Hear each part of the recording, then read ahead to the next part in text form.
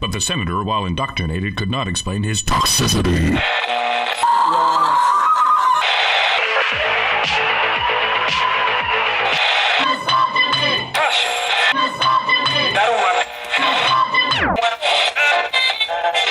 You should not listen to men's rights advocates if you want to know what they have to say. All the second stage tanks now pressurized. Astronauts report it feels good.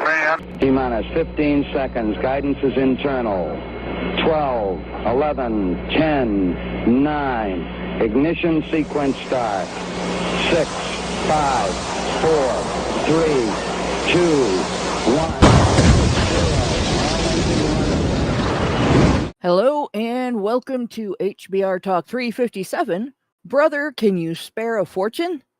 I'm your host, Hannah Wallen, here with Nonsense Annihilator Lauren Brooks and the personification of perceptivity, Mike Stevenson, with the Doge in charge in the background, helping us make the magic. And tonight, we are returning to our slog. To Major Tom. This is a group effort. I honestly, what we're doing tonight, I could not do this without Brian because I have not advanced my learning on the streaming capabilities that we're using and just haven't had time. So just for the record though, about a third of my income from my job last year, according to my husband who does our taxes, a little more than a third actually was accounted for by overtime. So that tells you where all my time went. We had a crisis and a half last year, so I have learned nothing about this stuff in the last year. It's not that Hannah was able to do this to her own devices for the last God knows how many years. And there is that. that. And I thank Brian for everything he does as well, because I tried doing what these guys do for a brief period in 2017. And good God, it was awful. Actually being in charge of the live stream, it's horribly stressful. And to be fair, I needed Brian's help getting that set up too. So, but I can't even do any of that because I don't work off of a laptop. I work off of my mobile phone. So, you know, I'm just here lending my voice and my pity conversation to you know what this is that we do here. And you know, thank you all for being here with us. We appreciate you all. So yeah, please do donate to Honey. Please do donate to Honey Badger Radio in a way that goes towards Hannah and Brian. I don't know how you do that, but if you find a way to do that and do that, because I can tell you, and I will do that since we got to do what we got to do. But credit where credit is due. This is a lot of work that gets done in the background, mostly by men, and especially in this case by Brian. So as always, Honey Badger Radio dishes out a smorgasbord of thought-provoking discussions. And as experiences, both recent and long past, have demonstrated, the provoked thoughts are fighting back. They made it clear that for people like us, relying on third-party payment platforms like Patreon to fund our work is treading on thin ice, or building our house in the path of a rapidly growing wildfire. And I will be honest, I got rid of my Patreon account, my personal Patreon account, when I got rid of my YouTube channel. Did both at about the same time when Patreon started canceling people for political opinions and keeping their money. So I don't know if that has ever been fully resolved or not, but I didn't wait around to find out. They didn't. If that was the way they were going to do business, I wasn't going to do business with them. So there you go. But in light of that, we strongly encourage our supporters to switch at least their support for us to feedthebadger.com, the most stable way to help us out. And if you want to tip us directly instead of relying on any social media platforms tip jar, the link for that is feedthebadger.com/justthetip. And as always, the same risk applies to our social media platforms. I'm probably going to get suspended for something today. Uh-oh. Which is, oh gosh, I'll explain in a minute. But you should further provoke the thought police by tracking our thought-provoking discussions on honeybadgerbrigade.com, where you can find your way to all of our content, as well as a link to feedthebadger.com in the drop-down menu at the top of the page. So, this is actually kind of relevant, now that I think about it. Before I get into the exploitation of our military for Gibbs, for funding Gibbs and training Gibbs and all that kind of stuff, I will point out this. I just had a conversation on Twitter, and just today, yesterday and today, really, that I commented on a tweet that was in response to a tweet that Allison had responded to, which basically these women are just condemning men for being men, right? They hate men. They don't want to acknowledge that anything that men do can be good, that men can be good. And so Have they ever stopped doing that? no, they've never stopped doing that, right? So Allison had a few conversations where you could see feminists just condemning men, and they're using the phrase or the term patriarchy, or the phrase patriarchal domination and shit like that over and over again. And so she made an OP tweet. Bear with me. What if the effects of patriarchy are just the effects of biology?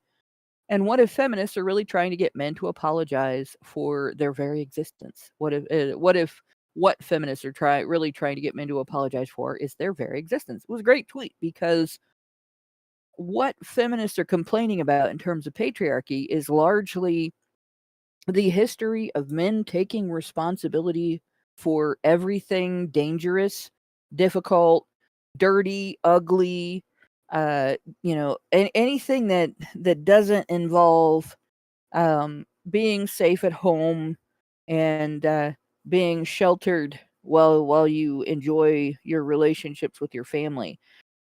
Anything that involves creating the ability to do that, so that women and children are kept safe, and men's progeny is kept safe, and that men have a safe haven to go home to. Anything that's involved in that, men have taken responsibility for. They didn't ask women to protect them. They didn't ask women to fight in wars. They didn't ask women to build structures, create all of the amenities that we have today. They didn't ask women to do the manual labor and the risks involved in optimizing civilization. Men did that. So my response, well, this woman responded, I choose to believe that men are not biologically domineering assholes, which means that she's really saying that men are domineering assholes, but she chooses to believe it's not biological. So my response, of course, was, men, in brackets, spend generations laboring and suffering to build civilizations to facilitate the fulfillment of people's physiological and safety needs, the base of Maslow's hierarchy of needs, so they can focus on the social esteem and self-actualization aspect, which are the higher levels of Maslow's hierarchy. And then feminists, in quotes, F you, domineering assholes, women first. The butthurt that stemmed from this. The women who got mad. Oh, and one simp. I have a simp. Actually, the simp is the most rabid. And he went full Pee Wee Herman on me. And actually started using I know you are, but what am I? In his responses like a 2-year-old. Those are the best. But they're mad at seeing it acknowledged that it's men that built civilization. The simp tried to change it to humans and tried to ignore the fact that it was in response to a woman demonizing men. Well, because men aren't humans, so it can't be, even if there's some small part of his brain that would acknowledge that it is men that created society. He has to reduce it down to, well, but there might be some women too, so we have to just state humans. Oh yeah. And I pointed out, if women, all women everywhere in all of civilization went on strike right now, the electricity would still flow, Hmm. right? We still have water, sewer, trash, natural gas. Transportation wouldn't break down. We wouldn't lose our supply chain. All of the things that we rely on for survival and comfort, all of the optimization of civilization would still occur. In Well, the we're But the HR departments would be tragically unable to operate for a day. Yeah. well, we're starting to see what's happening when you kick these women out of their unearned uh, places in their respective jobs, and that's because the governmental departments are being defunded, and these people are Yeah. being kicked out, and oh, what's that? Nothing has changed, and our coffers are being built with, are just being refilled with all of this money, even though it's obviously it's going to take a while to see the actual benefits of this, because things get held up in stupid courts under stupid judges who believe that our president doesn't have the actual presidential right to do the things that he's doing right now. Um, but yeah, no. These people are losing their jobs, and nothing of value is being lost. Yeah. Yeah. In And, fact, thi- and, thi- we and this, just by the way, is why I'm so disinterested and fatigued by this argument between the left and the right that's going on these days, yeah. particularly between the left of the right calling the right of the right woke right, and just digging into this minutia. Because you have to ask yourself, what if the left stopped existing tomorrow? What if the right stopped existing tomorrow? Yeah, they would have there would be different things going on. But here's us, having been here for the last 12 years, sort of going on about the real problem. Like, left and right is a symbolic dichotomy, folks, and it's nothing but a false dichotomy. While all these Johnny come latelys are arguing about the left and the right and to what degree we should purify the left and the right, we're here going, this entire discussion was set into motion by, frankly, feminists, and it's been pushed back against by the likes of us. And I don't I even mean, know what to call us, anti-feminists or men's rights advocates or whatever. I'm just Well, you saying got to that remember, our names this, came from feminists. They were mad that we were talking about um, discriminatory law that impacts men, and so they called us men's rights activists. yeah, and I'm like, none of these labels that you throw on people matter. Never mind the second or third degree labels that now everyone's arguing about. All these fucking online intellectuals arguing about whether liberalism is the right way to go, or we should go back to liberalism, or we should accelerate beyond liberalism. Like, these words don't matter. You can't Yeah. fucking define what liberalism means. But you know what you can define? Men and women. And fucking, we've had these political dynasties of misinformation. And yes, I'm going to call it lies. Dynasties of lies that have been going on for at least a century, going on 2 centuries, in which men's destinies have been, dare I say, marginalized by these imagined destinies of women. And like, you're all just sword fighting farts. until you can actually get to grips with where all this happened. I know y'all think it happened with communism, with this class war between the rich and the poor. But that was defeated when communism was defeated, when the original communism was defeated at the fall of the Soviet Union. The war we're fighting is the war not between men and women, but the war against men by women. And not just by women, but by simp men, by romantic chivalric men and romantic chivalric women. Those are the seeds by which everything else is the creeping ivy growing from it.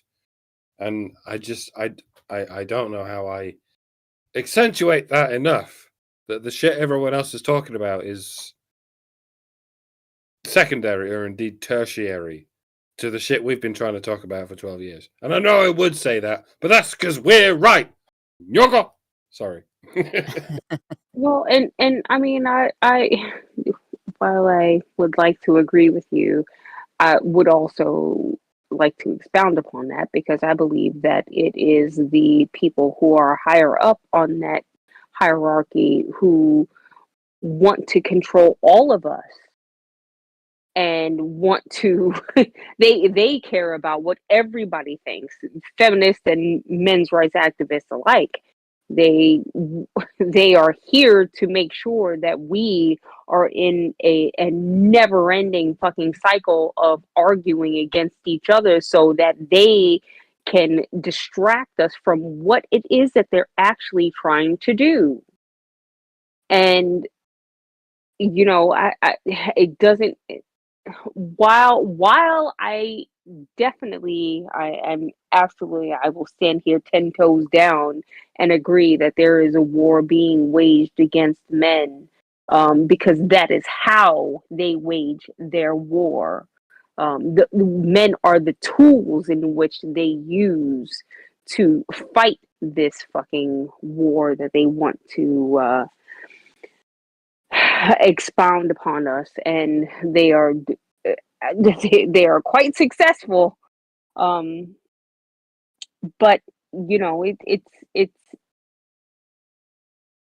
it's not just the men against women thing, right? It's not just that. It's just like the fucking NFL and the NBA and any other fucking major sports team that you can think of, because most of the owners have financial stakes in both sides of the game, right?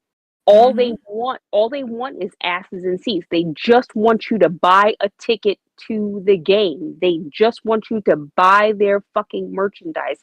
They don't care what side of the game you're on. Right?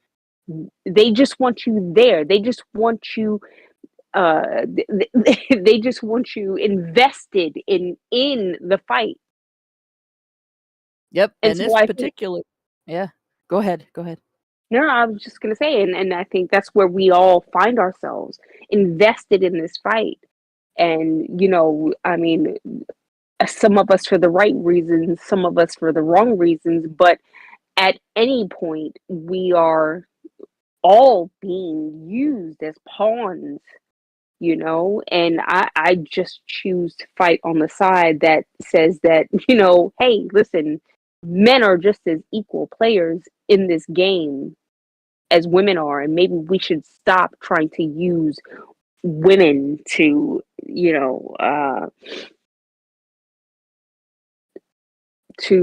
I don't even know how I want to say what I want to say, but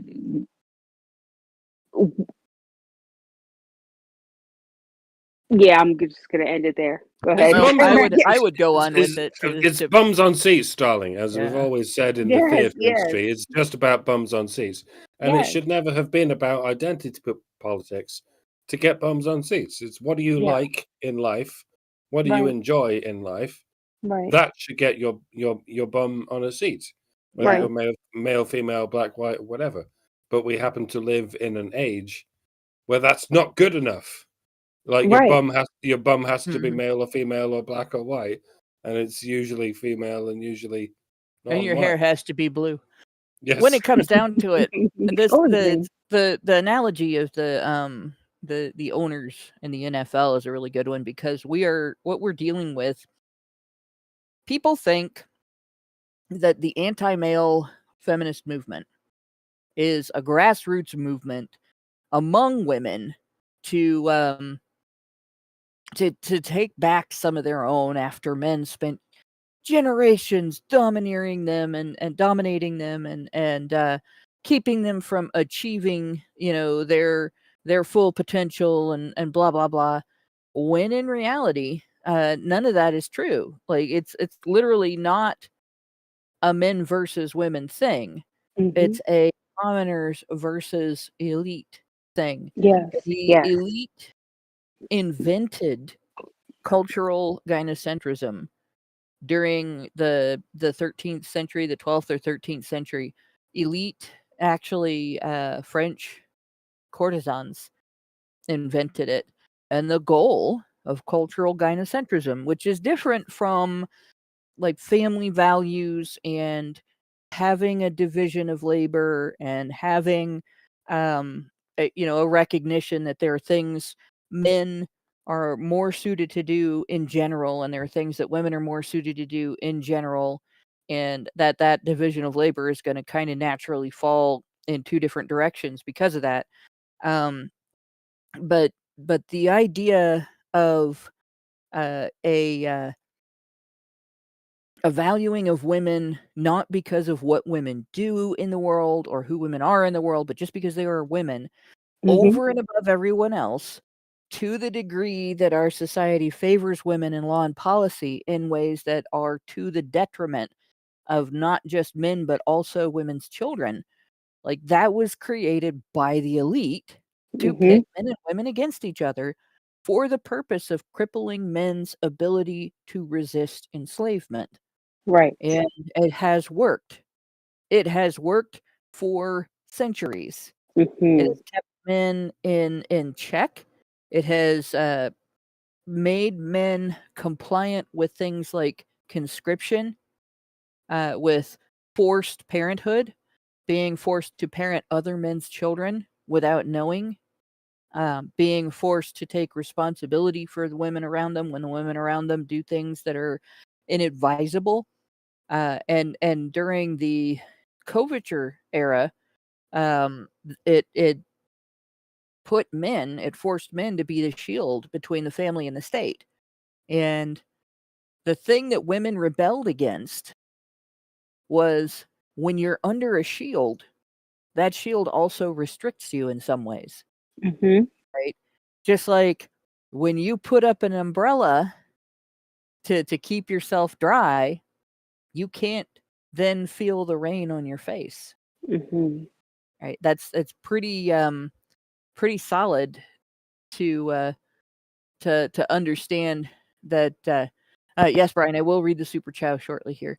That we had a super chow last week that came in after the bell, and we didn't get to read it.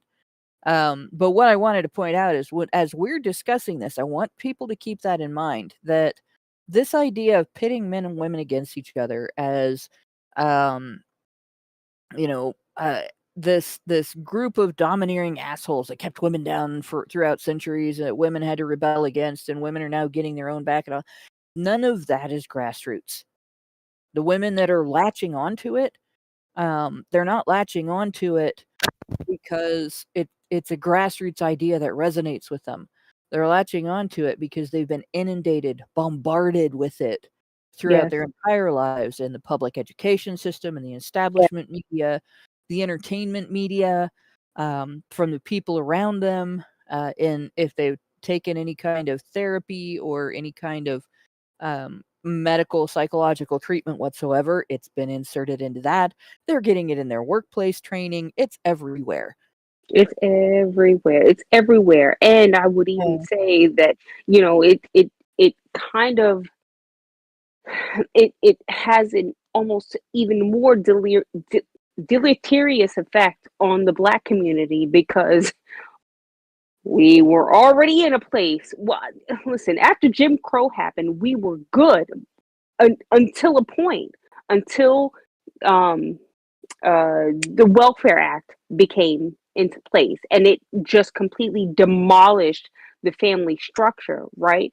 But that was another thing that just completely, I mean, just came in and destroyed the minds of Black women, because it is, oh well, men are, yes, no, men are, they are the ones who are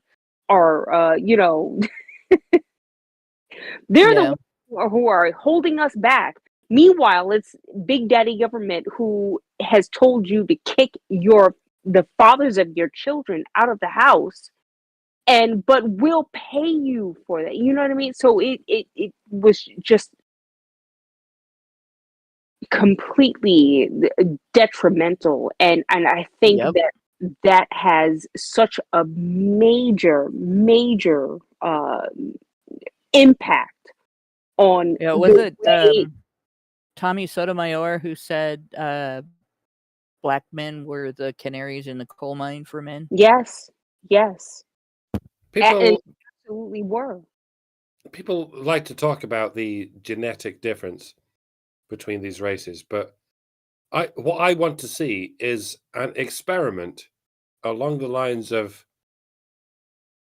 um, not telling Black people that they are eternal victims of life, because we really haven't seen that kind of control experiment, Mm. especially not in America.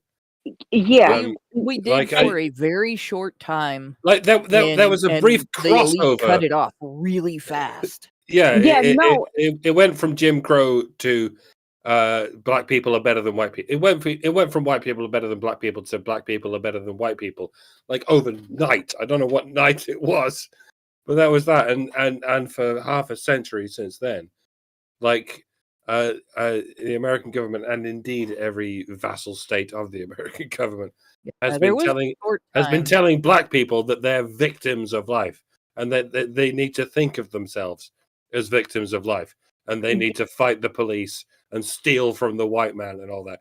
And well, yeah, I know it looks like Black people are stealing from white people all the time, but that, what I want to see is an that's the opposite. experiment in a country that doesn't teach Black Doesn't teach people people to be to victims. to be victims, and I don't know Yeah. if that's ever happened in any country everywhere.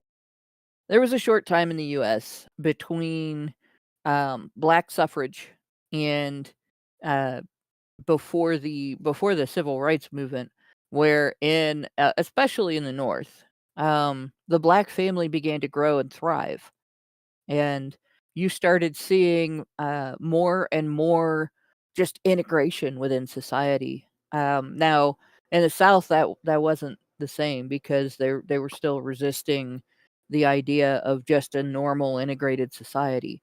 Um, Democrats really were the driving force behind the butthurt there. But there were black men with families who became doctors, lawyers, uh, CEOs of companies. There were black women that worked and became, in fact, one of the earliest um, female millionaires. Gosh, I can't think of her name. She started an industry in black beauty products. Yeah, and she wasn't even the God, I first. can't think of her name. That's really She bad. stole it from someone else. And I can't think of her name either, but that just goes to show you how little we really understand about even our own American and ancestry. And I'm not going to call it African American ancestry, because these people Madam were C.J. Walker. Madam That's sorry. C.J. Walker. Yes, Yeah. okay. And so I'm gonna go from here, and you know again, like I have said before, African people have had their own historical legacy that has been just erased from our memories, right? We're not taught about it. They exist in books that are not, we're not taught through this public education system that we have, right? Because it would just be, just a little bit disadvantageous. But we have a legacy, right? And it just, I mean, just being able to acknowledge that progress was being made after the I'm not even, crippling effects of slavery and the crippling I'm not effects of even, Jim Crow, just I'm being not able to even, acknowledge that progress was being made until the victim narratives got ramped up. That alone should tell you, like, it's definitely the victim narratives that are the problem. It is the demographic versus demographic, when in fact the reality is it's the elite that have pushed all of this. It is the people in government, the people in media, the people in entertainment media, people in education system. Every time you turn around, you're looking at something that you think is just grassroots, and in reality, it's not. It's been it pushed. really, no, You know. it really isn't. And the further I dig into my comedic studies, the more I understand how, this goes deeper than anyone really wants to acknowledge, right? And again, like I will say it again, because people treat it as if it's a joke. It turns into the "we was kangs" thing, right? But no, Yeah. if you actually go and study, like, the Ebers papers, right? There are texts, there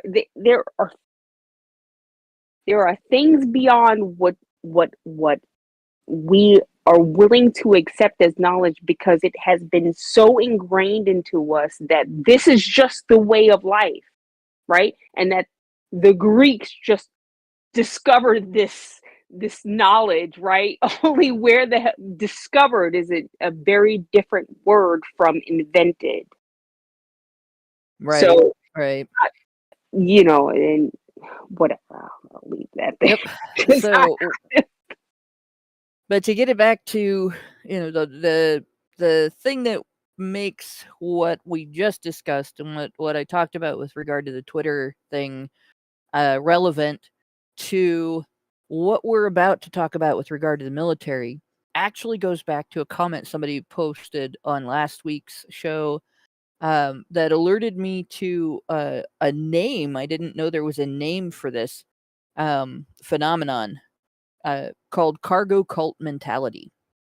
Cargo cult mentality is the phenomenon where individuals or groups blindly imitate rituals or practices without understanding their underlying principles or purpose, hoping to achieve a desired outcome, like the arrival of material goods or prosperity.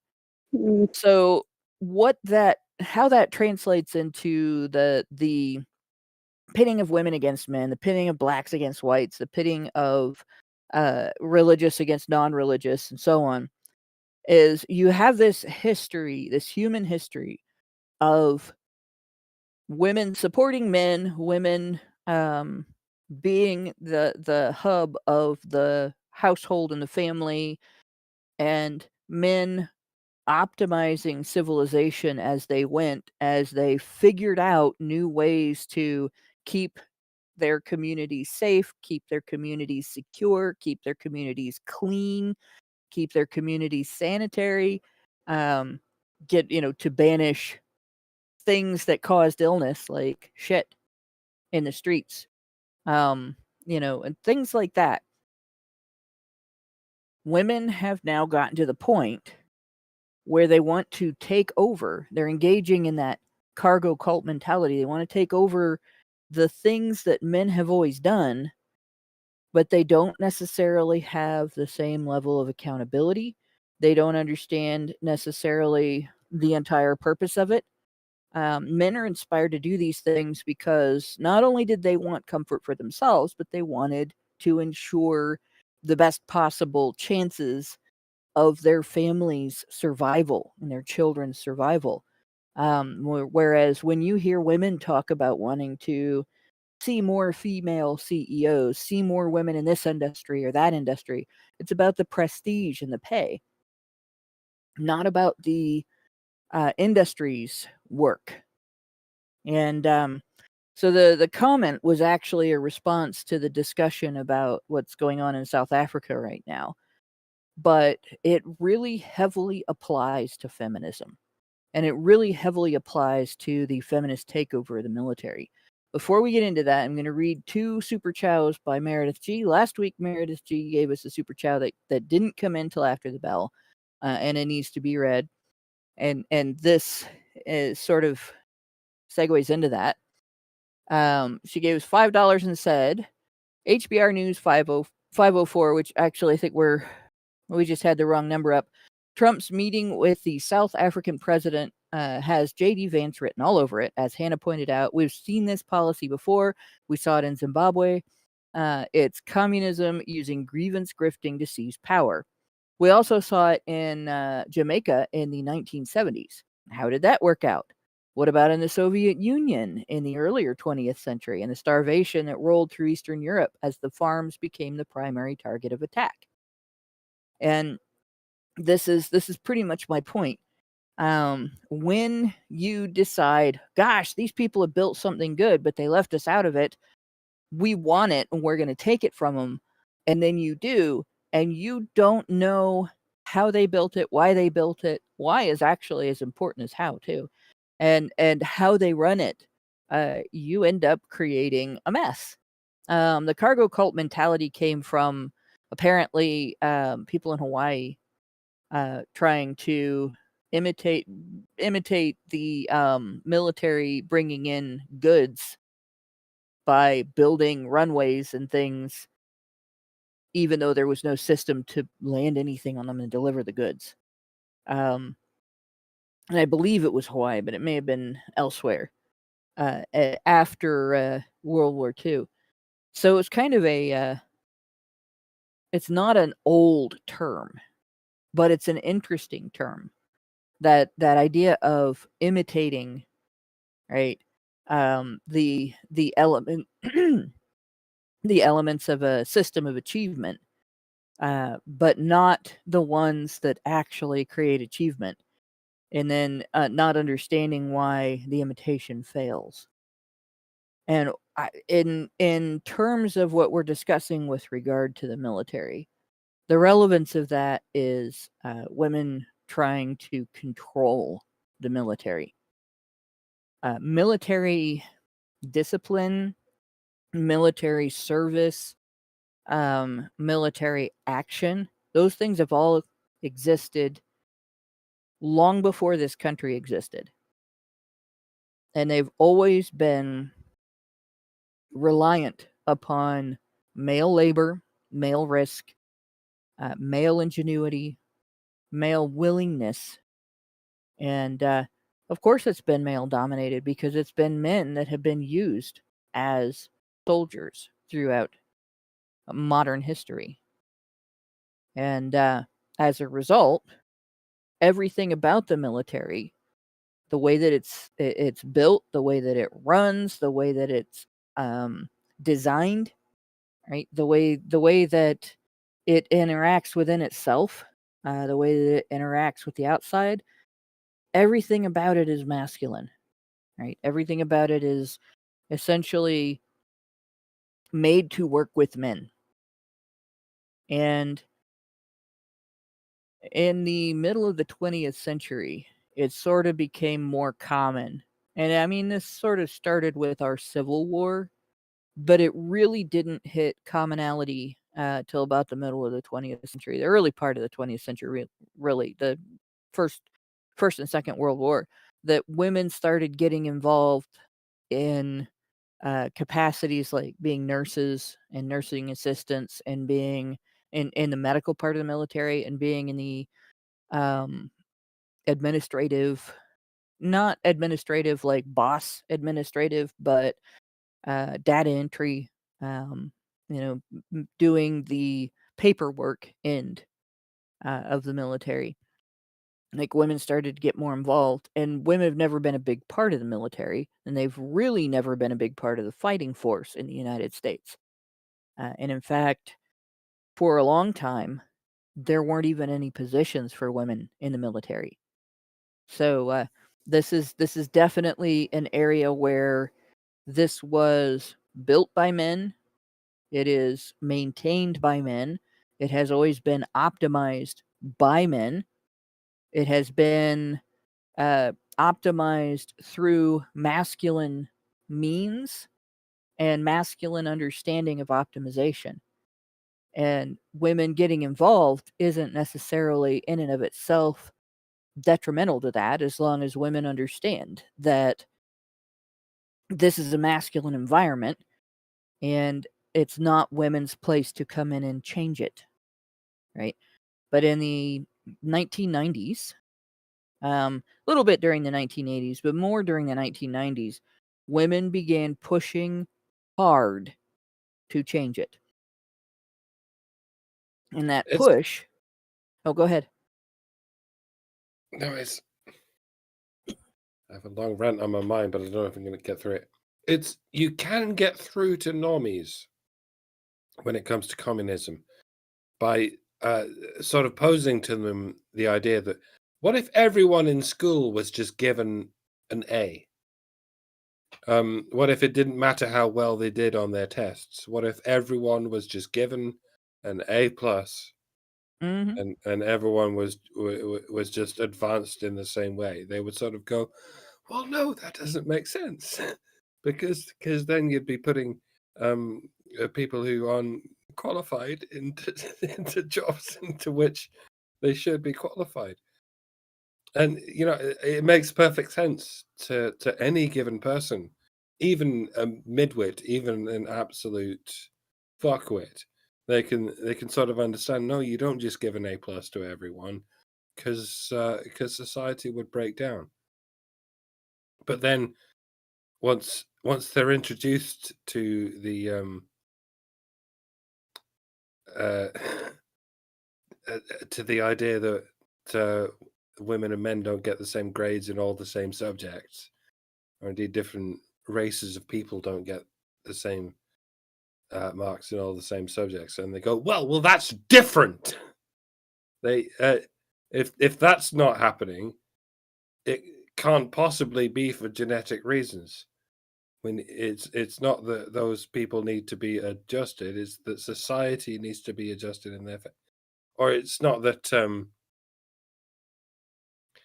it's not even that they don't it's not even that they don't need to be adjusted, it's that they can't be adjusted because people are just different.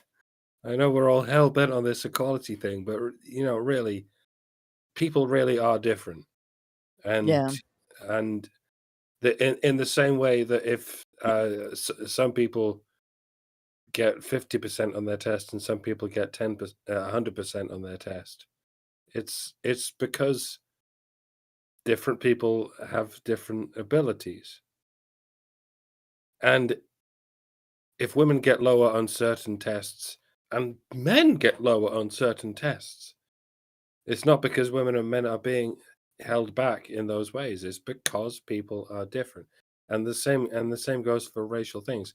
Again, I refer back to my earlier notion that it's difficult to actually assess how different races are differently proficient at these tests until you stop teaching certain races to be victims, or teaching certain sexes to be victims. And to get that through to normies is particularly difficult because they've had their heads fucking brainwashed by the mass media. Like they can understand that stupid people and smart people are different, but they can't quite understand what it is that makes people stupid or smart in different directions.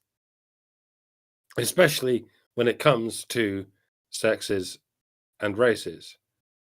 At that point, they go, "Oh well, no, in that case, everyone is equal, and you can't possibly say that they're not, or else you're a sexist and a racist."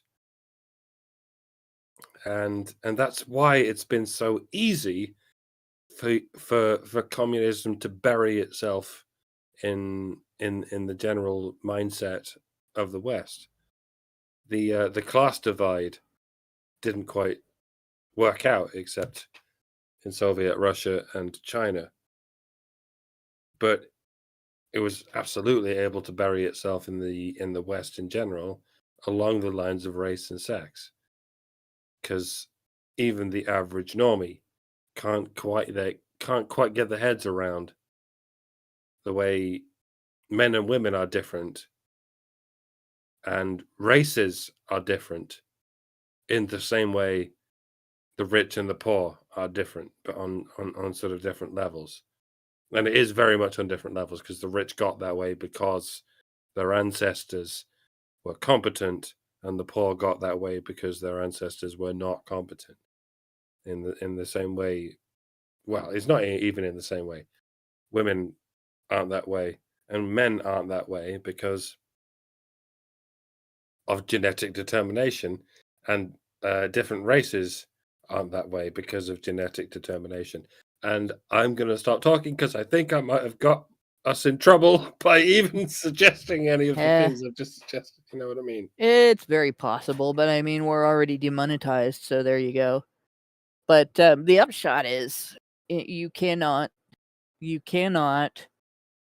take people who do not understand a system and just plug them in because demographic equality, blah, blah, blah, and have it work the same as it did with the people who know what they're doing in that system. So to add to that now, we have Meredith G's second super chow, which is she gave us another $5 and said HBR Talk 357. When men go on strike, society loses its basic needs and comforts. When women go on strike, your children become messed up and all moral foundation flies out the window as traditional morality is replaced by a victim narrative. Welcome to decades of women on strike.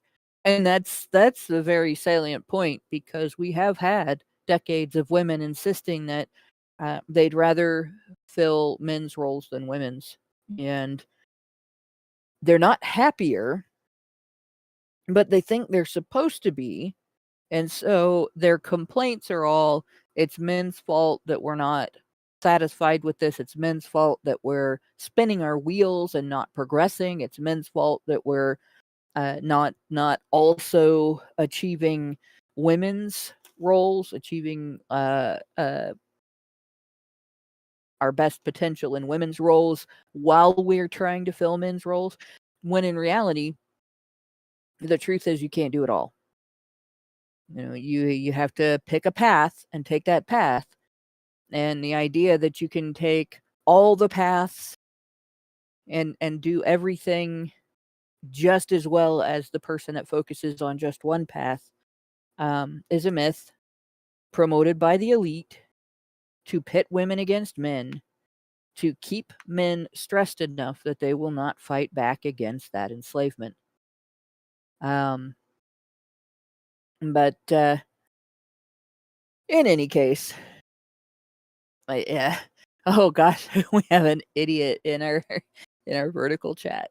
Don't so look at the vertical I chat. know. Take out the mega trash. I'll tell you what. You can go to a doctor that flunked out of high school and was given access to university because equality.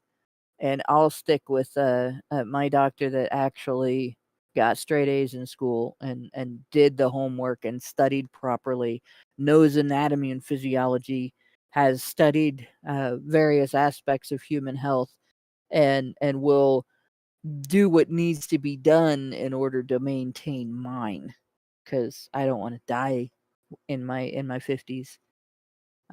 So there you go. In any case, so we are at the actual, this is what we're looking at. Now, last week we started on this page as well. I want to just remind people what we're looking at here. This is usaspending.gov. This is spending on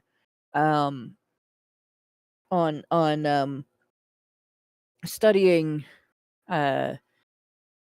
sexual assault prevention in the military and sexual harassment prevention in the military. And these are things that, like in the 19th century, nobody ever heard of this idea of dealing with sexual assault in the military. If you brought up sexual assault in the military, the men would all look at you like, what the fuck are you talking about? Right? In the first half of the 20th century, this was unheard of. This was not something that anybody had anything to say about. That in the military, within the military, that this would be a problem, right? It's only in the second half of the 20th century that anything was brought up about this. And it really kind of crystallized in the public eye, at least, with the tailhook scandal, where there was a lot of rowdy behavior, drunken behavior at a party that really isn't something that you would have seen happening in a military environment before there were women. Like, men might have gotten drunk together, but there would not have been colleagues there that were the opposite sex. So just bear in mind, with that cargo cult mentality, women entering into the military are entering into an environment that was built, maintained, and optimized by men for centuries without women's involvement. Right? Very little involvement. All their involvement was outside involvement, not as part of the military. Like, women might follow the military and do cooking and things like that.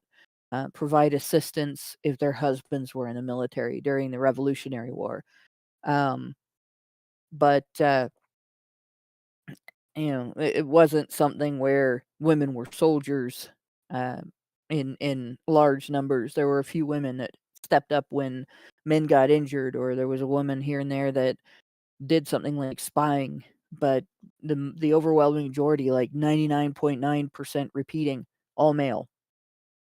And when women did step into this, they stepped into that all-male masculine environment and demanded change. The demand for change didn't come immediately, but when it did come, it came with a price tag.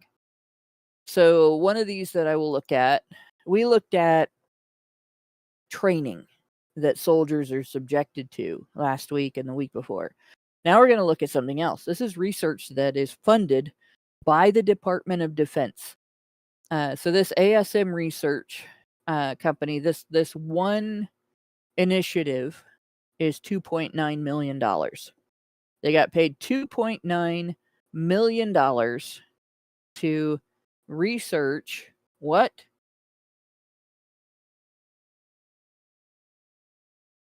Operations maintenance for the Defense Sexual Assault Incident Database. There's so much of a problem between men and women in the military that they need to spend $2.9 million figuring out how to maintain a database of incident reports. I want to get people to understand, like, if you're just a layman and you don't, databases are often just lists of numbers or lists of incidents that are stored in something like a spreadsheet, right? Not anything complicated. But for this, or they may be stored in a server, or even just a single storage unit of paperwork, or of like digital paperwork, where you have a filing system that's been created. Not unlike the library's Dewey Decimal System, except that it's more in terms of what year who it was reported to and things like that. And they needed almost 3 million, nearly 3 million. That women are so perpendicular to how the military works that it costs almost $3 million just to build a database of one type of conflict between men and women in the military.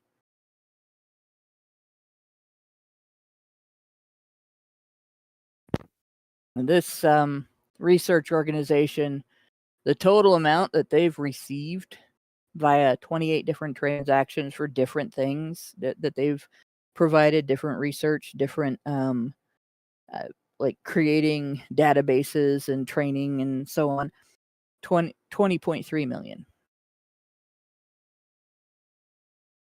And their goal here, what the thing that we're looking at that was almost 3 million is described on this page. ASM Research LLC, well, this is who they are, is a solutions integrator specializing in information technology services for federal government organizations with a particular focus on the Department of Defense and its components. We look at they hold a significant indefinite delivery contract with the Defense Human Resources activity valued at $18.1 million, primarily focused on supporting sexual assault prevention response offices, defense sexual assault incident database. So they're what a indefinite delivery contract is that they own, their contract doesn't end. They're just consistently employed, hired, used by the military to create and maintain and optimize this database for tracking, this particular type of conflict between men and women in the military that did not have any kind of authoritative response or documented existence when it was all just men as a conflict between men and other men. Maybe we need two different military divisions, male and female. Was that ever a thing? I feel like that might have been a thing once upon a time. Not in the United States. We never really, we didn't have a separate female military. But I think the only way to have women in the military may be to have a separate female military. But then the question becomes, is it worth the money? Indeed. Maybe if we're going to have women have obligations that are related to national defense, maybe we should start looking somewhere other than the jobs men do and stop interfering with the jobs men do. And I hate to say this because I don't like that the draft is gendered. I think that it should not be gendered. I don't think it should exist. And I think that it is an act of discrimination against men that it is gendered. But the solution does not seem to be forcing men in the military to accommodate basically an uncontacted tribe that has no clue what they're getting into when they get in. And it doesn't understand the reality of how that system works, why that system works, and what it's really for. Right? There's a very small percentage maybe of women that understand, but women have as a demographic, women have acted like a tribe that's been left behind in terms of understanding the way civilization works for centuries, because we never had to. We always have been able to rely on men to drive everything forward. We've always been able to rely on men to to maintain our safety, our security, our sustenance, right? Even if, well, women do the cooking. Even if women did the cooking, right? Which isn't necessarily always true. It's men for centuries who brought home the bacon. In fact, when the bacon had to be hunted down and killed, it was exclusively men. So, yeah, we really are, as a gender, the equivalent of, when it comes to what men have built in both the aspects of civilization that keep us supplied and protected and comfortable, and the aspects of the military that keep the country safe and supplied, protected, comfortable. Women are almost like a tribe that has never been civilized. As I understand it, when anyone passes basic military training, they get assigned to a particular job within the military. It could be infantry, it could be artillery, it could be intelligence, it could be medical units, Mm-hmm. and you could do exactly the same thing with female applicants, and it would make sense to give them the same standards. And if you give them the same standards, you'll find none of them qualify for the infantry, and none of them qualify for the artillery, but some may qualify for the medical units, and some might even qualify for the intelligence department. We can cross those bridges when they come to them, and that should be the case. And I think in a lot of countries it is the case, and has always been the case. And you can do that quite easily without throwing unqualified women into the infantry. Yeah. In a situation where it might sort of bugger up the dynamics of an otherwise all male division, because, as has been understood for literally thousands of years, one woman in a division of 100 men will completely fuck up the provisions of those 100 men, because they will want to defend that woman rather than defend each other. Because, and I need to step over some rakes right now, in terms of how men really do want to protect women naturally. That's not to say that gynocentrism is natural, or that any of this romantic chivalry is natural.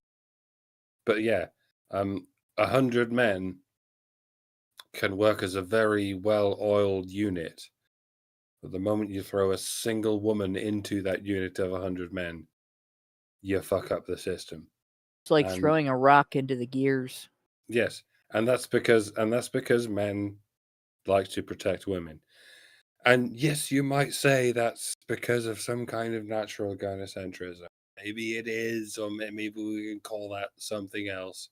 Or maybe we don't need to fuck around with words or what they mean. But it's sort of obvious, even without words, that if you throw a woman in with 100 men, like that unit of 100 men is not quite so efficiently as it did before. It's kind of obvious. And it's the armed forces have always worked as not just principally male, but entirely male. And you can try and fuck that up if you like, but as long as military units need to exist, it seems they do need to exist as, yes, 100% male, because men are stronger and faster than women. And I realize there are a great many people who will find that statement controversial, but that's because we found ourselves surrounded by feminist fucking demagogues who can't quite get on board with the notion that men are stronger and faster than women, but they are. It's the same reason that that men. We found this situation where men can participate in women's sports because we're not allowed to say that men are faster and stronger than women. How dare you say men are stronger and faster than women? They're not men. If they call themselves women, they're men. And it's this starburst of completely incorrect conclusions that has found its way burning through our civilization. The idea that men are stronger and faster than women. You can't say that. You just can't say that. It is true, but you can't say that. And we will tear up every part of our civilization in pursuit of denying that men are stronger and faster than women. There's another aspect as well, and I know I'm going to get pushback for this, but when it comes to things like creating a system of defense or creating a system for the distribution of something like electricity or groceries or medical care, anything like that, men are more capable than women in that area, and men are more focused than women on the job at hand. And even in down times when they goof off, they recognize the difference between goofing off and being aggressive, and they recognize the difference between work and goofing off. And women blur the lines on both sides of goofing off, between goofing off in work and between goofing off and aggression.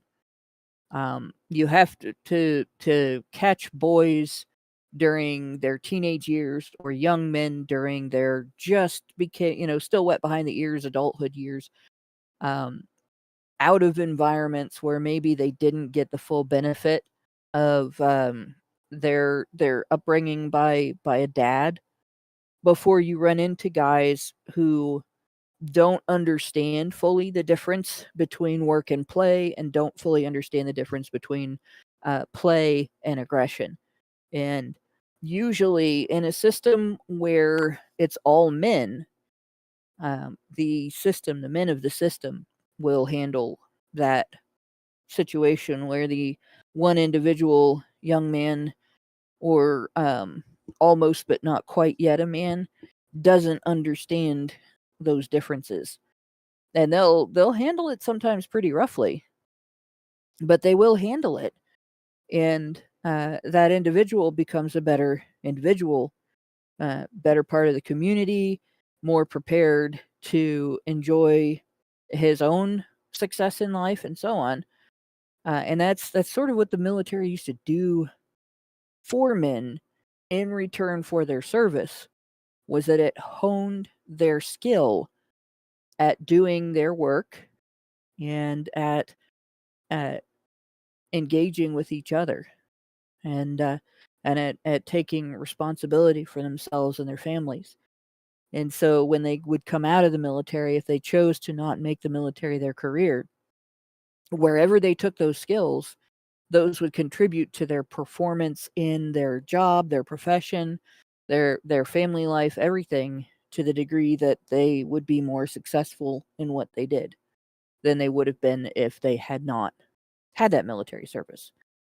But when you throw women in there unable to differentiate between work and play, or play and aggression, and you can't be as rough with women in training them on the difference, and you can't keep them from finding and interacting with the guys that haven't understood that difference yet, and then getting wounded emotionally by the situation and making complaints, then you end up with this system that we're looking at. Ultimately, since 2002, the dollars obligated to spend on this one contract have amounted to $2.1 billion. We have had to spend $2.1 billion over the last couple decades just documenting this problem. Right? We go to the next one that I wanted to look at, the University of Texas Health Science Center at Houston. This one, again, Department of Defense, $3 million to study. This was a cluster randomized controlled trial of XCOR, a multi-level sexual assault prevention intervention for active duty airmen. So this was about not studying, say, the prevalence or problems caused by sexual misconduct in the military, but a training system for preventing sexual misconduct in the military. This university, and there have been several universities, this university has had 894 transactions and received $192.3 million. So again, brother, can you spare a small fortune? That's actually a big fortune. Like, I could probably have my whole immediate family set for life with that much money and still find places where I could donate money and not go broke. But in terms of how much the US government is wasting, this is a pittance. But I know it's a drop in the bucket. yeah. But in fact, just on this subject, this is a drop in the bucket. We go back to that the page where we started, right? We're looking at millions and millions just on contracts, individual contracts, not IDVs. Just in a search using the keywords sexual assault, and that doesn't include. There's 13 grants here. See if this will show them. And that's just more recent grants. And University of Texas Health Science Center at Houston is at the top. But there's Arizona State University, New York University, University of Florida, Rhode Island Hospital. So there's different entities that are getting this money, and you see the IDVs. There's several different. We looked at Catharsis Productions previously. This is looking at what they got paid this year, but they haven't outlaid it yet. But these are contracts that are ongoing, so it doesn't show the amount there. But on just individual contracts, current contracts, and so on, 725, with the top one being 29 million, and then there's just multiple little ones that are over $1 million, and it goes down by the page. Basically, I've got 100 to a page, and you eventually get down to where there are a few thousand here, a few thousand there, and it'll be for individual things like the videos we watched a couple weeks ago. Where they've paid, like professional quality cost for amateur college student presentation to the classroom quality videos. Not even that, really, because I have a feeling that if you had a student that was getting graded on this, they would make a better video. So what is this UT Health thing? We have an article. See if I can get this to not jump up so far. There we go. $3 million grant awarded to UT Health Houston School of Public Health for sexual assault and harassment prevention intervention in the Air Force. And it's actually for studying it. a 4-year, $3 million grant to implement and evaluate a multi-level sexual assault and sexual harassment prevention study for active duty airmen has been awarded to the researchers at UT Health Houston by U.S. Department of Defense. Then we have this professor that is the principal investigator in the study. According to the Department of Defense, sexual assault and sexual harassment within the military have continued to increase over the past 3 years, creating significant public health problems. And it's very, very big deal for the military that this is occurring. Like this is actually incredibly disruptive to the work of the military, and it actually creates problems out in the rest of the public. Sexual assault can have serious consequences for the survivors and negatively affect productivity, mission readiness, and overall service members' well-being. And mission readiness is a big point, right? So if you have that 100 men and 1 woman, or 99 men and 1 woman, and that 1 woman has accused one of the guys of sexual assault, before you even know whether the guy did it or not, the divisiveness of that situation affects their ability to work together as a unit. So if they have to go overseas into another country and position themselves, be stationed on a base in this foreign country, and they have a job to do while they're there, the focus on that job is reduced by the amount of conflict that is created by that situation. And that is if the military doesn't remove both the perpetrator or accuser, like accuser and alleged perpetrator. And like we're not necessarily 100% whether there's a victim every time there's an accusation. Outside of the military, there is some evidence that rape allegations in the United States have a false rate of over 40%. So it's hard to tell how much of what is accused in the military is actually true either. And that's maybe their investigative process is a little easier because it's a closed environment. But aside from that, because we have this predisposition, this feminist trained predisposition to just believe accusers when they're women, we can't necessarily assume that the military doesn't have the same problem as the public. Let's see. Sexual assault and sexual harassment can be prevented by implementing interventions that promote healthy relationship skills. However, there's no current intervention for active duty service members. So they get this during training, like they go to boot camp and they get their regular training for military service, and then in addition to everything else they got to go through the training that we looked at, that teaches them how to use pronouns correctly according to social justice warriors.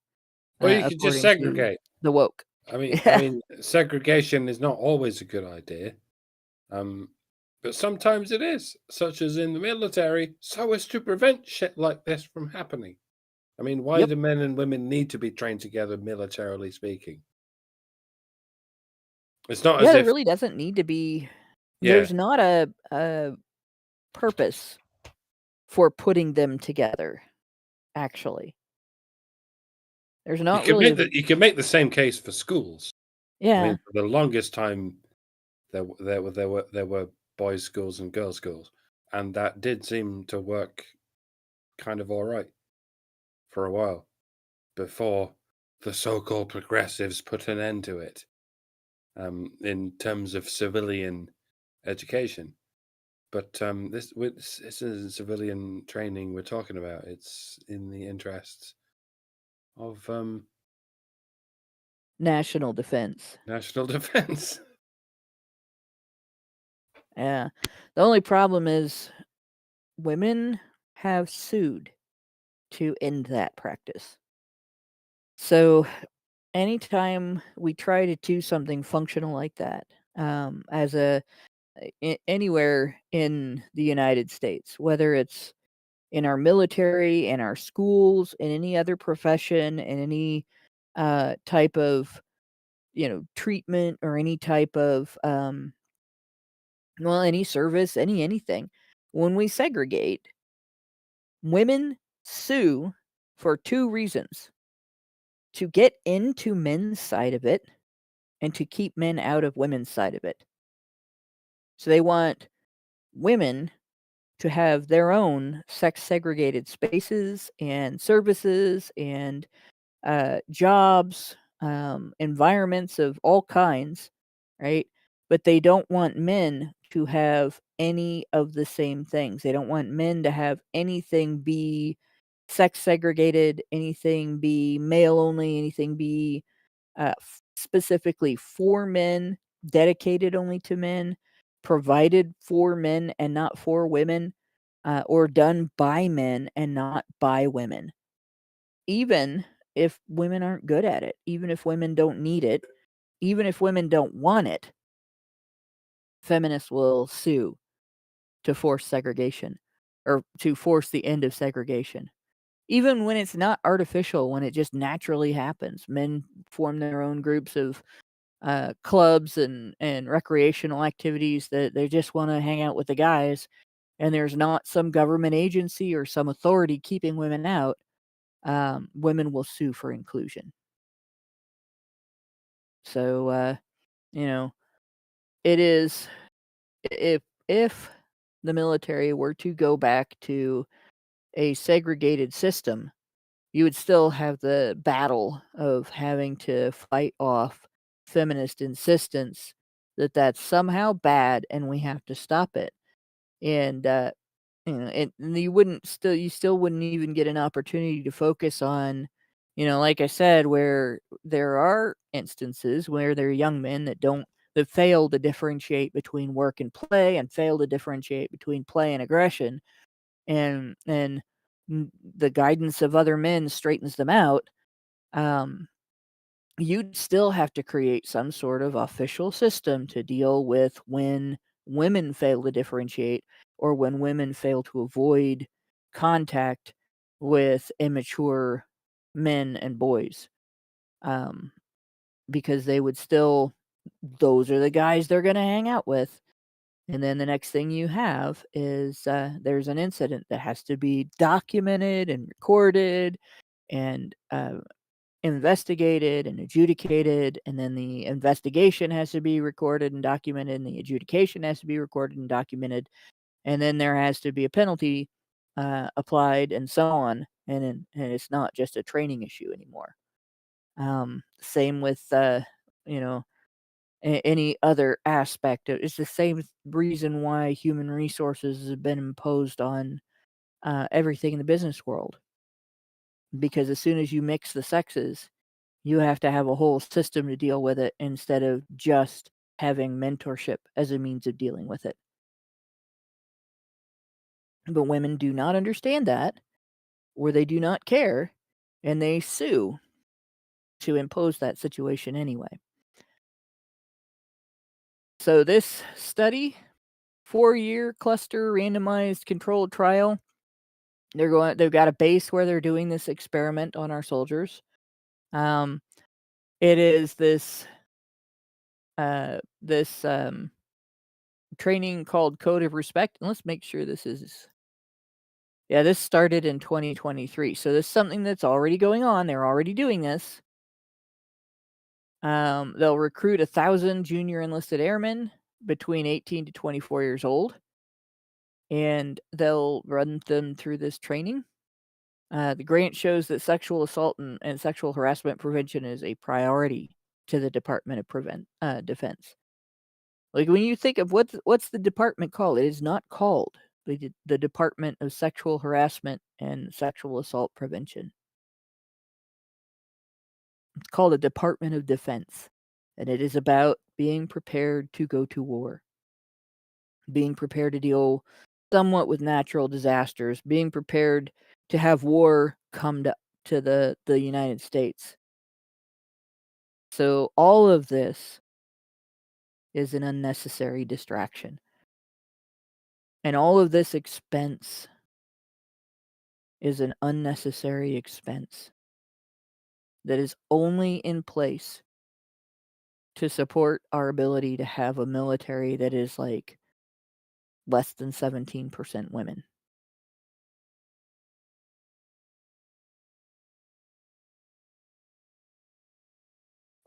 We might be fucked, ladies and gentlemen. We might be fucked. This might be the result of us being Yeah. of warfare being waged against us by people who understand that war can be waged against us without a shot ever being fired. We should look to the world for certain countries and certain cultures who have learned over millennia that war can be waged without ever firing a single shot. Can you think of anyone? It's almost as if that was the plan, maybe? Yeah. His name's Sun Tzu, ladies and gentlemen. he laid this out for a large country of people about how war is not about fighting but about deceiving your enemies so that you don't even need to fight them. You can psyop them into diminishing their own army. Mm. Eh? Mhm. Only Pretty army, much. the army, the society, if they're killing our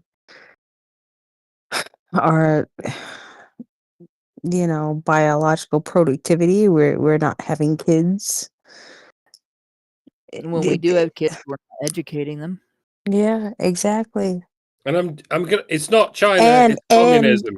It's and communism. and on top of the fact that we're not educating them, the people who are the people around us are telling us that we're wrong for not wanting to not educate them under this state. Yeah. This is just so stupid. So stupid. Our man says he served in the military for 12 years from 1999 to 2011. And it seemed like the entire time he was in, they were demoralizing the men. Mm. And that's kind of where I think that they are going with that whole thing we were talking about. I think it was last week or the week. Well, definitely not last week because I was Missing. I was Yeah. gone. No, I've been going back to the gym, so I'm sorry. I just Well, that's a good thing. Everybody should be doing that. Everybody you yeah. can.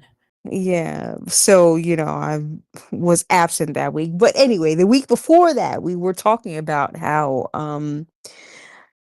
they are just kind of trying to erase men from the military and using I'm sorry, god damn it, I forgot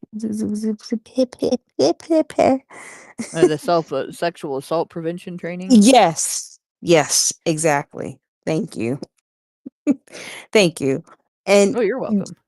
um and that's what it all seems to be is just this one big psyop to prevent men from even wanting to join, not only the ones that are in there, right? Like, just, oh, you better not touch the women's, and who would want to anyway? But I mean, yeah, it's just it's all one big it's all one big operation to you know reduce the powers that we have in the military. Yeah, weaken them. Yeah.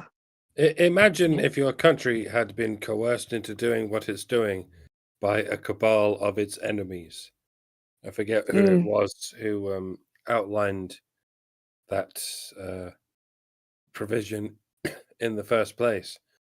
But just it's an interesting thought experiment.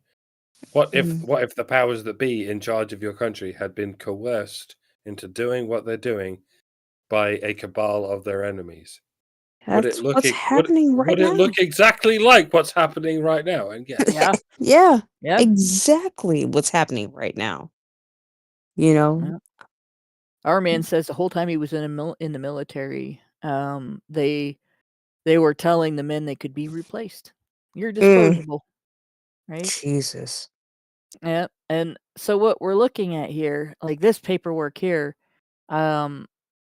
basically is a report on the start of this training, and it has this statement, the abstract.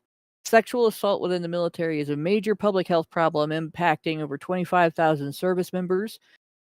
SA can have serious consequences. Like 25,000 service members. How many total?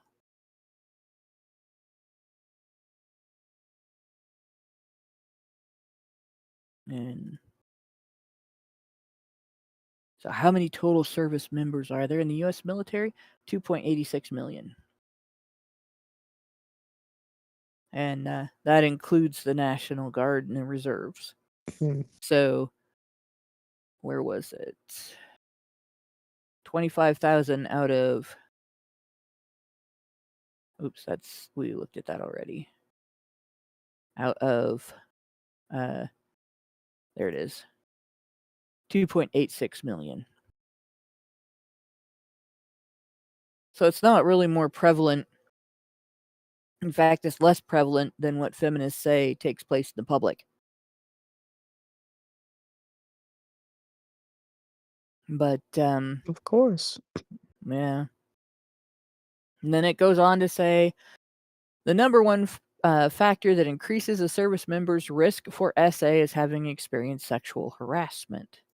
So this, I like, this indicates a failure to report, or a failure of handling if they report. And this is in 2023, right? When this was proposed or when this started. They have had sexual assault prevention training and response in place in the military since the 1990s. So we are 30 years in, basically over 30 years in, and whatever they were doing all this time that was guided by feminists has been totally ineffective. I'm sorry, and I'm gonna go above and beyond that, but you know, if you can't withstand a little inappropriate conversation or provocation, what fucking business do you have being on the front lines and trying to protect this country against gunfire and ammunition? Like, I'm all for training the soldiers to exhibit yeah, exemplary character, no, right? Which that's fine, absolutely, right? I'm all for. absolutely. I understand your point about toughness, but I'm all for training them to exhibit exemplary behavior. What I'm saying is, we have had a system in place. Our military has been paying for these types of trainings, these types of prevention systems, tracing back to the 1990s. So for over 30 years, the military has had systems in place, probably longer than that. But for over 30 years, the military has had definitely feminist-led systems in place to prevent soldiers from having no recourse when they are sexually harassed and to prevent sexual assault. And 25,000 service members are still affected. And the number one factor that increases a service member's risk for being sexually assaulted is that they've been sexually harassed. So they've been sexually harassed, and then it has the opportunity to escalate despite all of this stuff that we've been learning that they've paid billions of dollars for, despite all of that, the problem has not even been solved. Like, what the fuck are they doing? Oh yeah, that's right. They're teaching people to use the correct pronouns. I forgot. Yeah, because that totally fixes, the problems that that they're facing. It's ridiculous. You know what I mean? And I'm not saying that the soldiers out there aren't facing, some kind of, but doesn't it just go to explain why maybe these I'll say it, these women maybe shouldn't be on the fucking front lines. Maybe they shouldn't be there.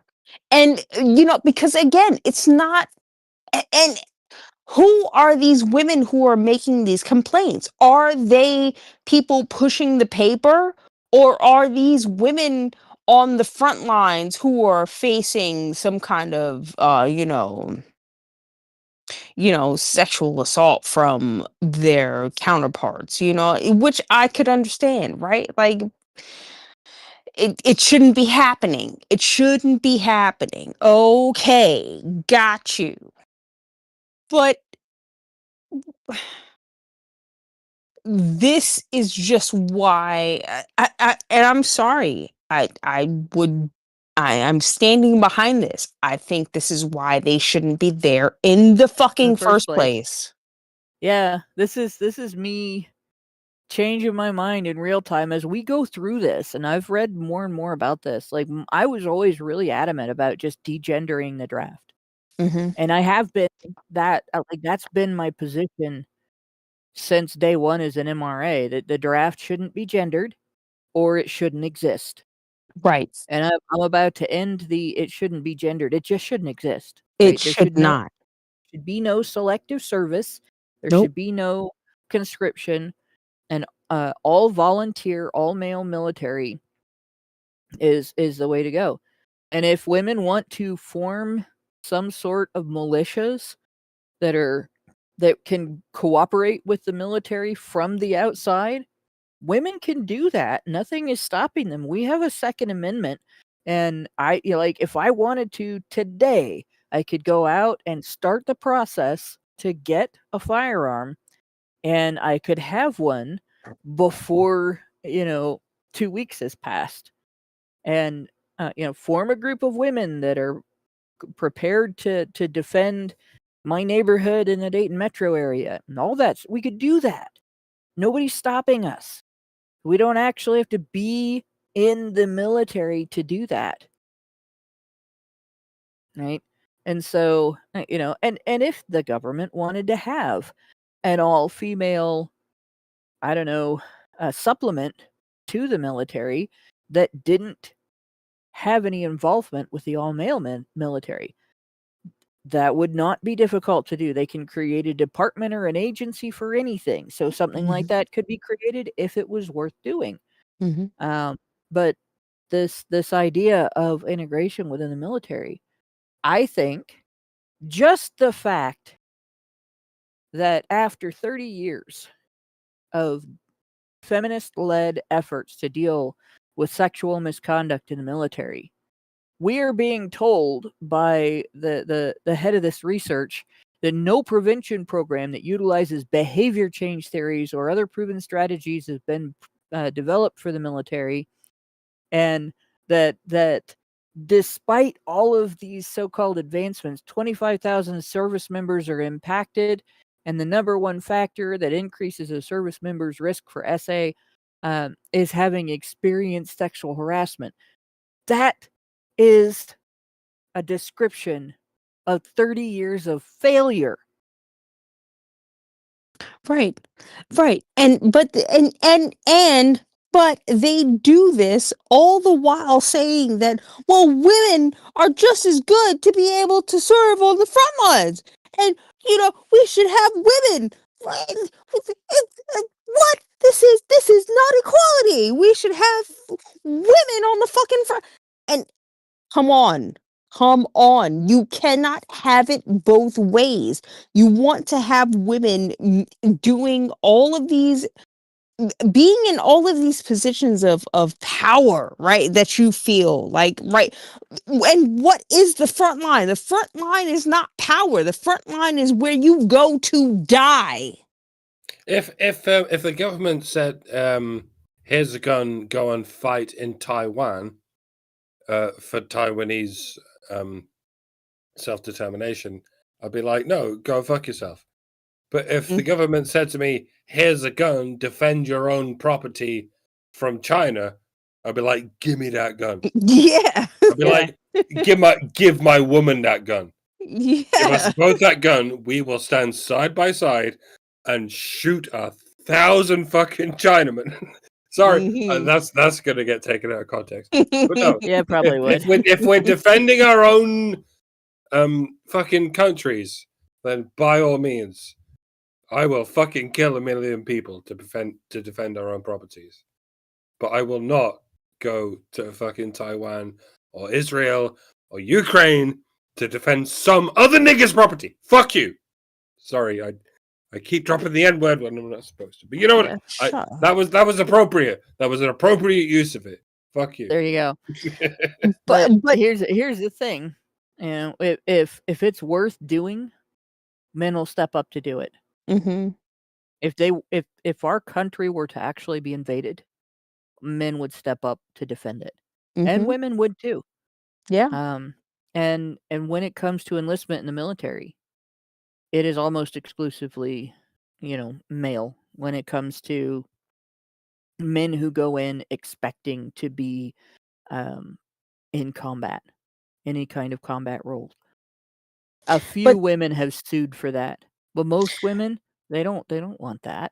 But right, and they shouldn't, and they wouldn't, unless it becomes such a dire situation where, oh my God, all of our men are dying, and I need to take up arms to defend this country, right? And thankfully we have enough competent males, right? Or just male bodies, because that's really all that it takes, right? For someone to pick up a gun and shoot it at an enemy and fire a bullet into their fucking I don't To want buy the sales pitch that you're going to learn all kinds of skills and get all kinds of prestige and be more employable, get your college paid for, so that you can get yanked out of all of that and sent over to Desert Storm or Desert Shield or Somalia or any number of the places that Gen Xers were sent to, and so on, and whatever conflicts Zoomers and Millennials are being sent to now, without fulfilling any of the promises that the military made. well, yeah, I mean, and that's what it has turned into. But I'm saying in a situation of actual warfare, do you know what I mean? Like the women who would actually stand up and take arms and go into battle are few and far between. Yep. And fully capable of preparing themselves without joining the military. Exactly. So, we're talking in different, like, we're speaking in different tongues almost, right? Because we're thinking about the situations that have happened before us, and we're talking about what we're actually facing right now, and it's just a completely different situation, right? Yeah. Like we are theoretically thinking about what a war could look like, and these people who are these women who want to be a part of this army now have absolutely no idea of what it actually means to be in war Yeah. and defend a country. Well, and And they certainly don't have much understanding of the history of it. no. And, I mean, they're either going to learn the hard way or we're going to actually correct the situation. And it just sounds so fucking bad because correcting the situation means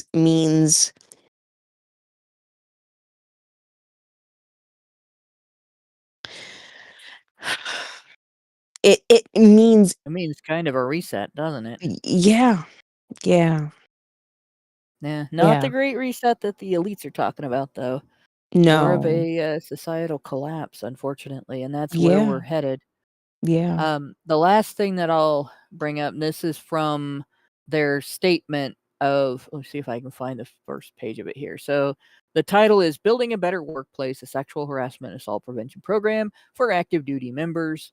This is their description of what the grant is paying for, basically, a report on that. So it tells the contracting organization, the principal investigator, and it's been prepared for the U.S. Army Medical Research and Development Command, which interestingly buys a lot of monkeys. That's another thing that I discovered. The military has spent quite a bit of money buying research monkeys. Wonder what those are for. Hmm. We probably shouldn't get into that too far. But yeah. So what is accomplished under the goals? Their goals being let's see, design documents and obtain sign-offs, right? Develop the fully theoretically and empirically based program. The program has been developed and it's starting to be implemented. Usability test completed. Reports and manuscripts have been written. Right, the staff is now Jesus implementing Christ. the program, and here's what's accomplished under these goals: identify attitudes and beliefs towards sexual harassment and sexual assault, and Wait, what? prevention among junior enlisted service members.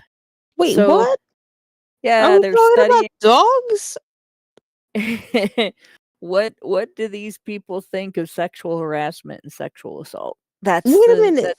it's basically the same kind of survey that feminists have done in university settings, in high school settings, and social settings, and so on Wait a for minute, the but last 50 you said years. dogs. Did you not say dogs? Am No, I what? no, I didn't say dogs.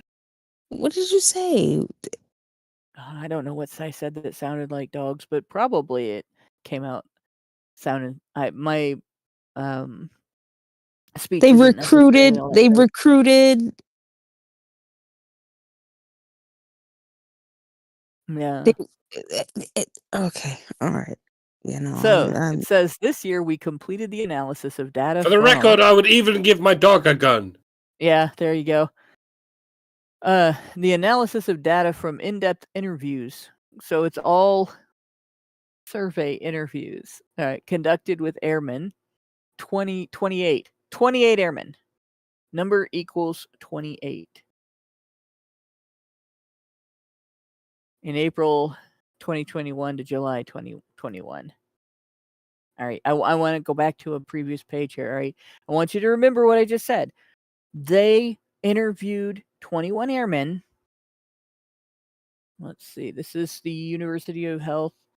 The cost of this particular $3.0 million.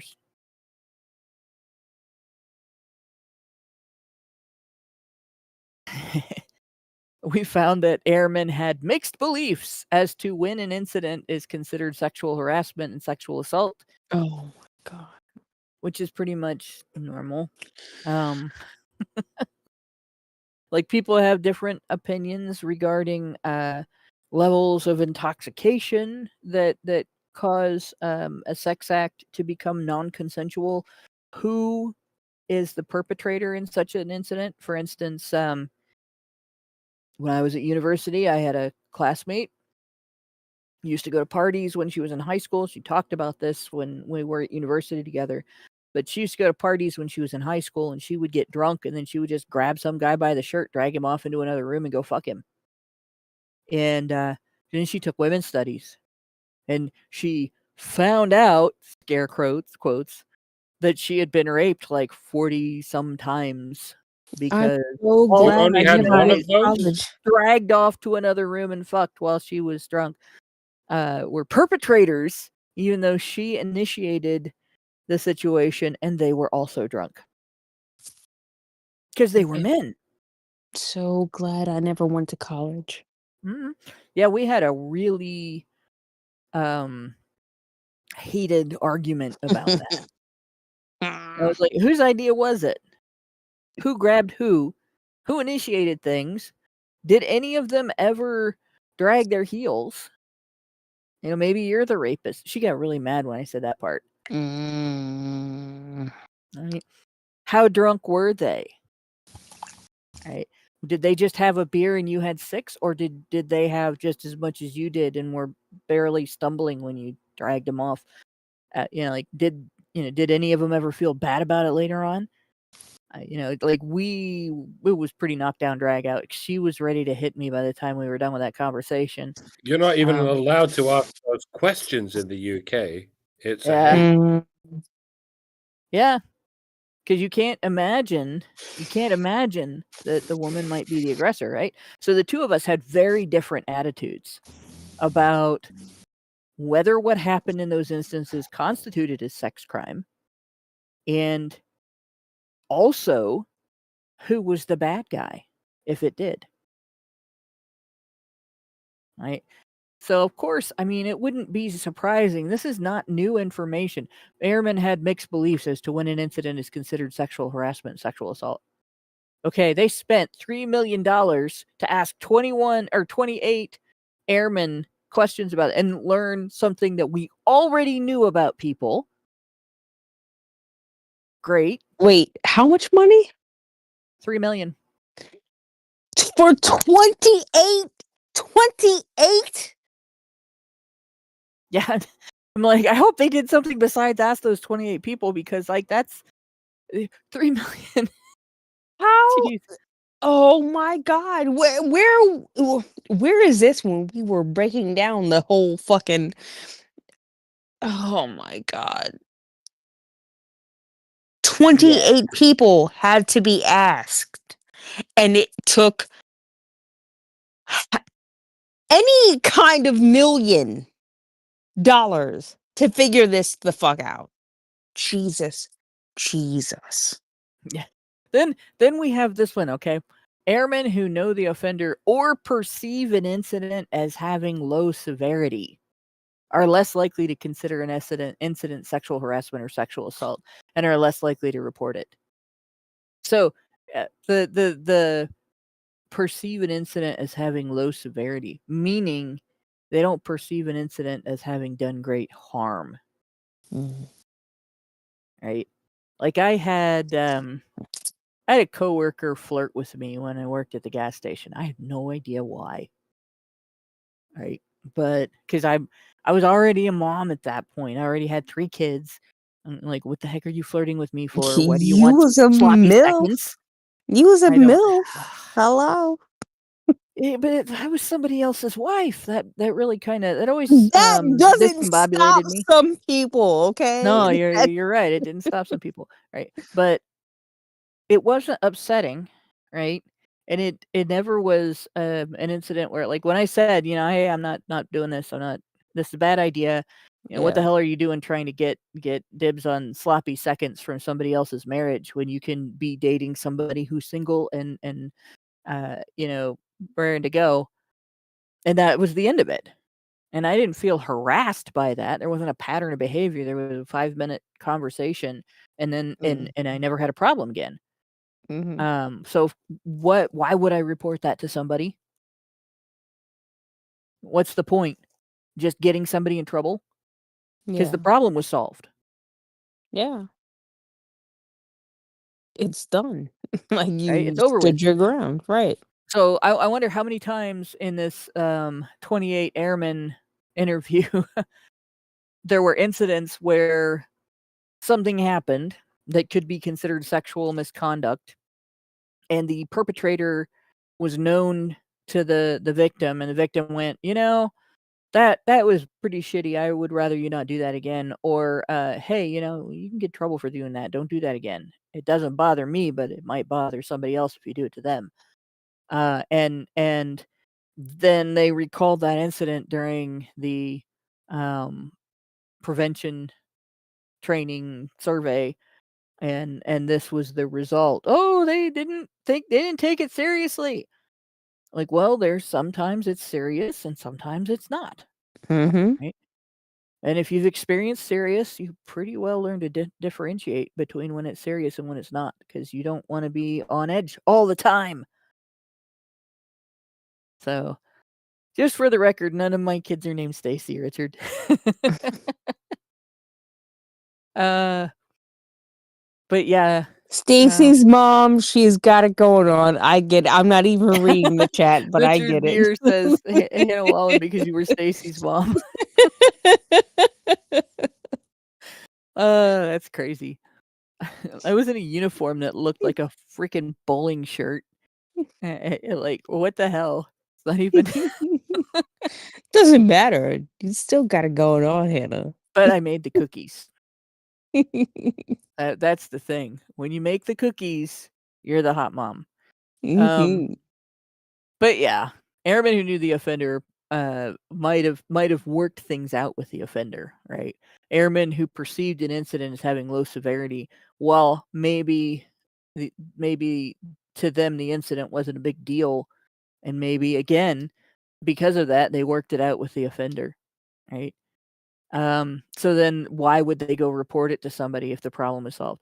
Other factors that influence airmen's intention to report include fear of hurting the offender's career, perception that there will be no consequences for the offender.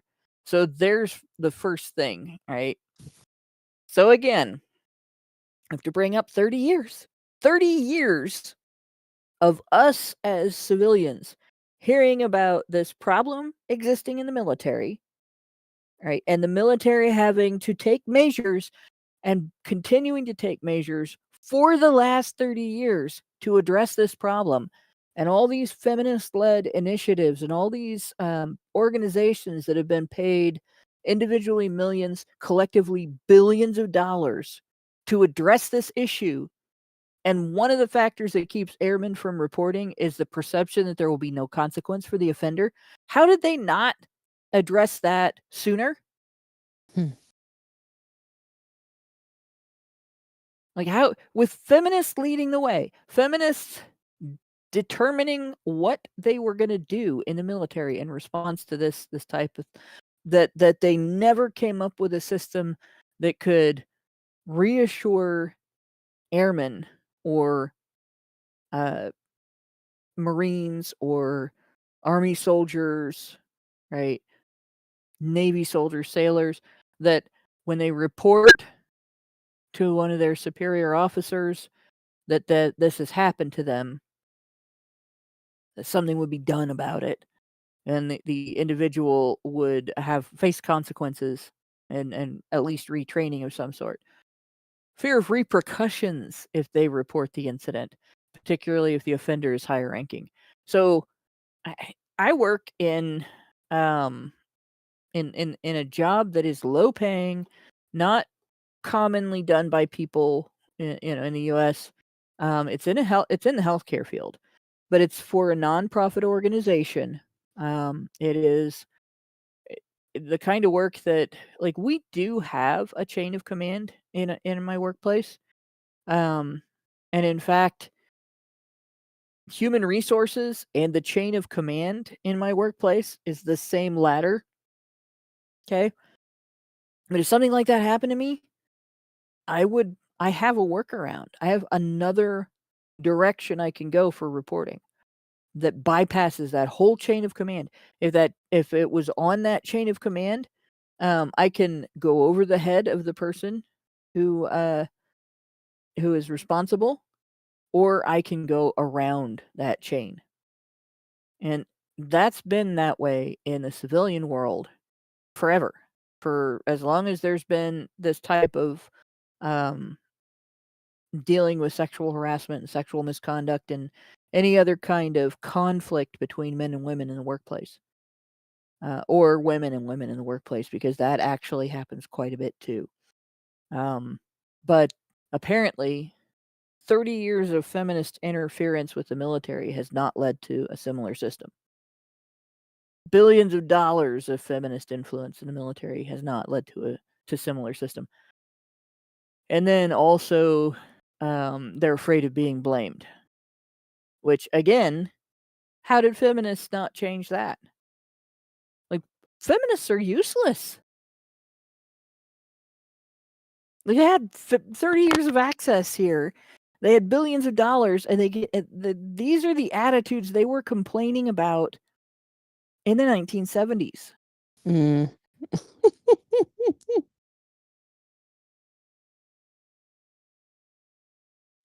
Like, feminists are useless. Yeah.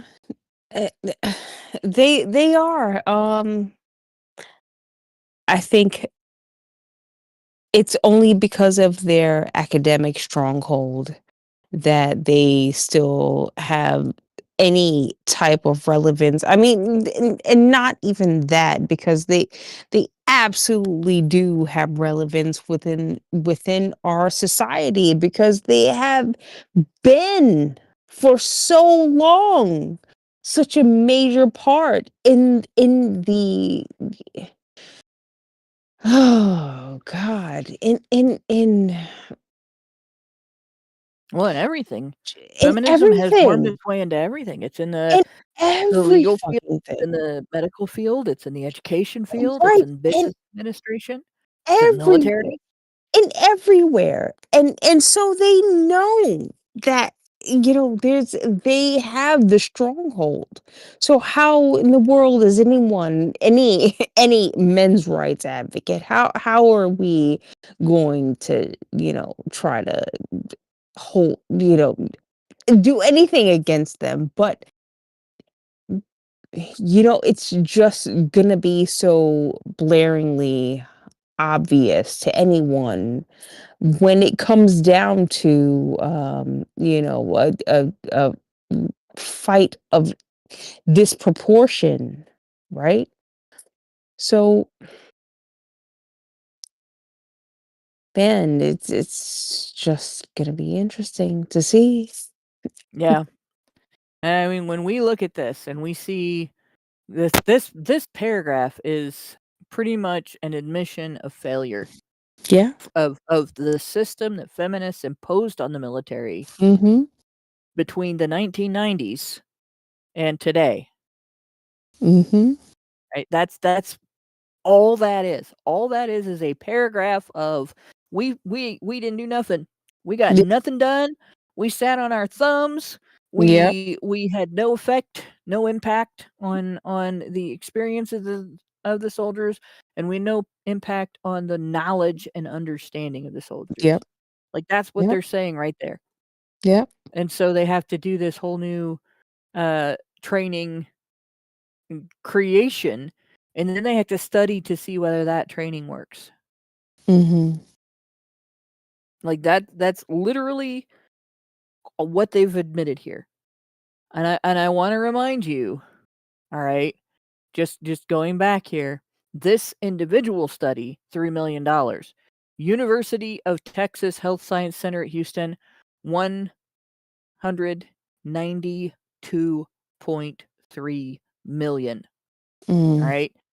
And ASM Research, 2.1 billion just since 2002. And they have achieved nothing. Zero. You fail. It's less than zero. I mean, don't give them too much credit, Hannah. It's considerably less than zero. Yeah, actually, in the negative, things are apparently worse. Because they've spent shit tons of money and they've confused people about gender. but they haven't solved the problem of sexual harassment, sexual assault in the military. Which is such a major problem. Oh my God, we gotta stop it Well, if we took women out of the military, most of it would be solved. right now. Yes. Yep. That's right there. But Yep. that's you can't say that, right? You can't suggest that maybe gender Yeah. integration in the military is a bad idea. Yeah. Oh my god. Yeah. So that's where we are. That's what we've been. Can you spare a fortune? Brother, can you spare a fortune for those poor helpless women that can't find anything else to do with their lives but fuck up the military? And with that, I think we have killed the subject. I think we pretty much. There really isn't anything else to say about this, honestly. No, It, I mean, it's not mm, cost effective to have a military that integrates men and women together in military service.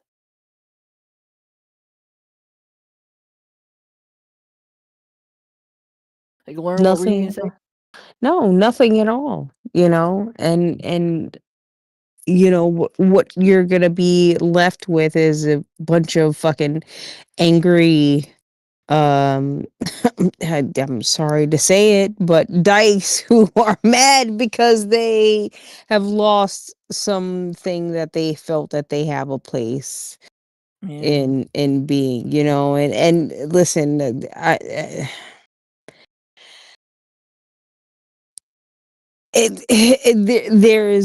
there is such a rearrangement of employment that's happening right now and probably for the next 4 years because of the way that our society is being restructured. And it's mostly in part due to, the fact that Trump is here and he is, emphasizing the different areas in which we need to be focused on. But you know, I mean, there is a job like jobs like mine are going to be gone. You know, there's a lot of jobs that are going to not be existent unless you know how to adapt. Yeah. And, so these, it feels like just like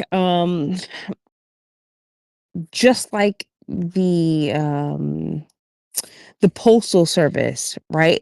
Because that's really is a jobs. It's really is something that people go to just to have a job. Those jobs are going to be gone, right? Who's getting physical mail?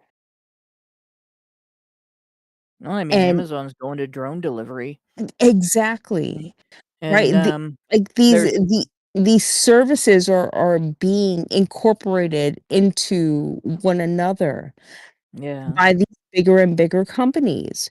So, a lot of these jobs, people are going to have to find a place to go, a place to be.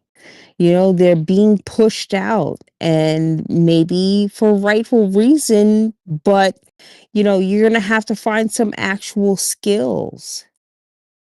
yeah.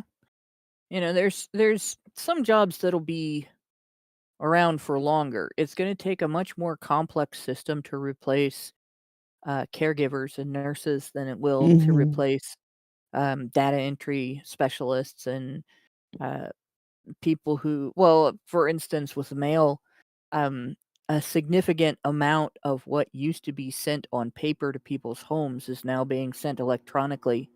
Hmm. And a lot of communication that used to take place through the post office is now taking place through that little pocket computer that everybody keeps calling a phone. And Hmm. yeah, your mobile device does so much other stuff. Yeah. Um, and we used to call mobile devices that did about 10% of what the mobile devices we call phones today can do. Personal assistance, electronic personal assistance. And personal assistant used to be a widespread job. There's still people that use personal assistants that are like human, as like they'll hire personal assistants, but everyone has an electronic personal assistant now in their pocket.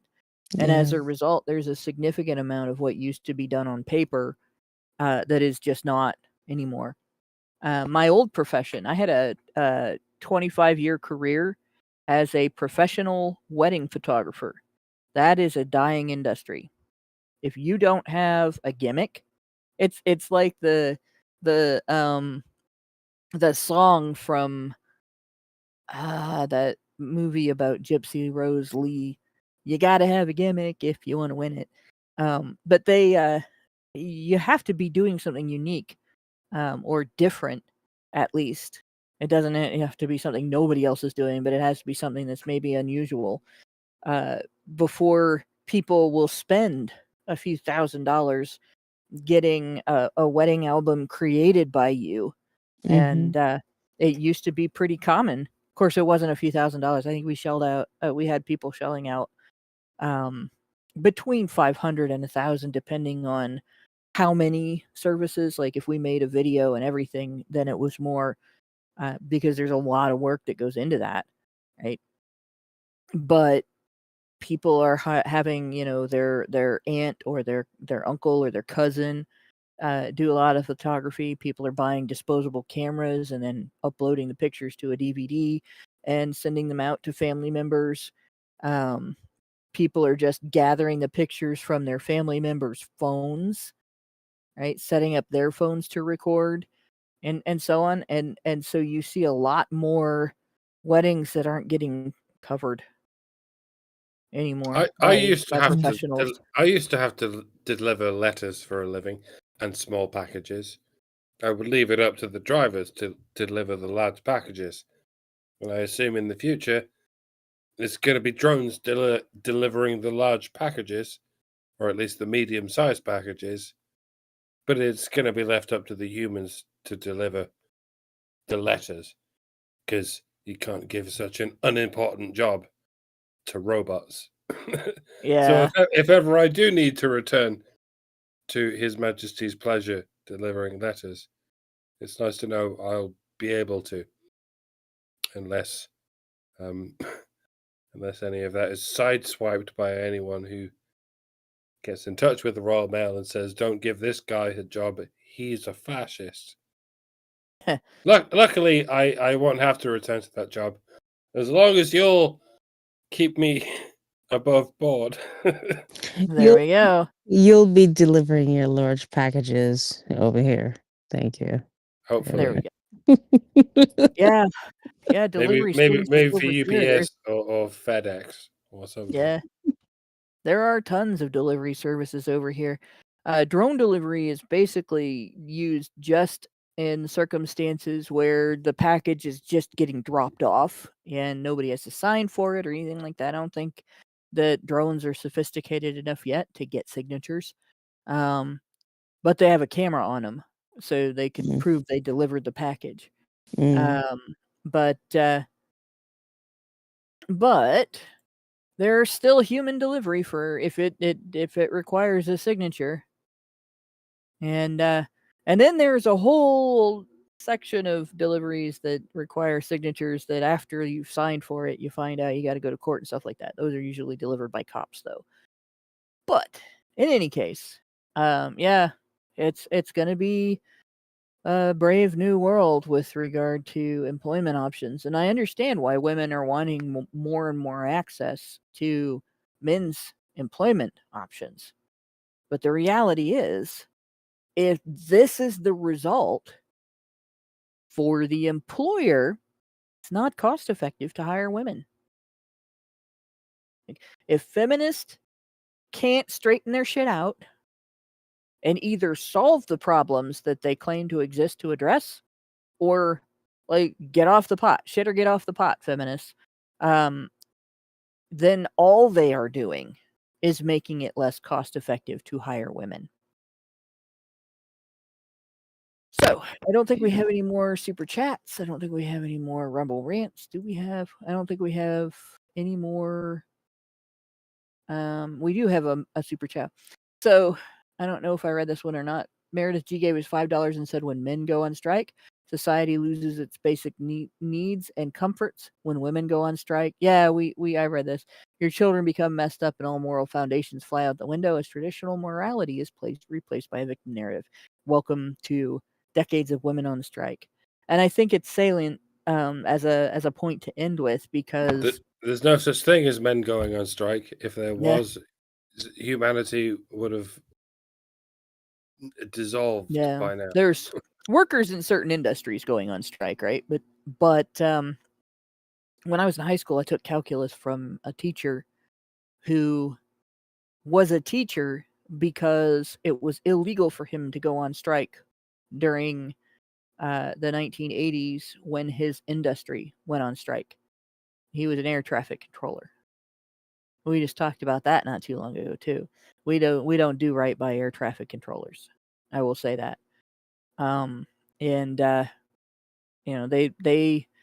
They need the proper tools to do their job if you don't want people to die in the hundreds and thousands. And they also need the proper environment to do their job.